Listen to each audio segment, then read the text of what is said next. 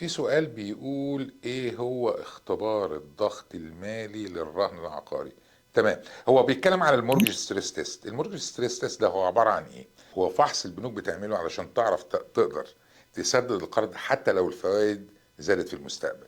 يعني البنك بيحسب قدرتك على الدفع مش بس على اساس الفايده الحاليه، ولكن كمان معدل اعلى بشويه لضمان انك انت مش هتواجه مشاكل ماليه قدام. ازاي بيأثر على الموافقه؟ البنك بيقيم قدرتك على الدفع باستخدام الأعلى بين الفايدة اللي عرضها عليك النهاردة ومعدل الضغط. مثلا لو حاليا سعر الفايدة هنفترض 5%، ماشي؟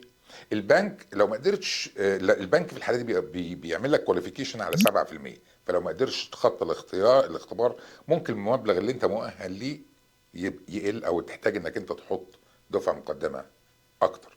بعض المقرضين اللي هم الالترناتيف ليندرز بيعملوا ايه؟ بيبقى عندهم شروط اخف شويه ولكن بفوائد اعلى سنه. عشان كده لو انت مش متاكد ازاي الاستريس تيست دهوت او الضغط، اختبار الضغط بيأثر، اتواصل معانا وهنساعدك تلاقي الحل الامثل لحالتك انت شخصيا علشان تحصل على التمويل المناسب بالنسبه لك.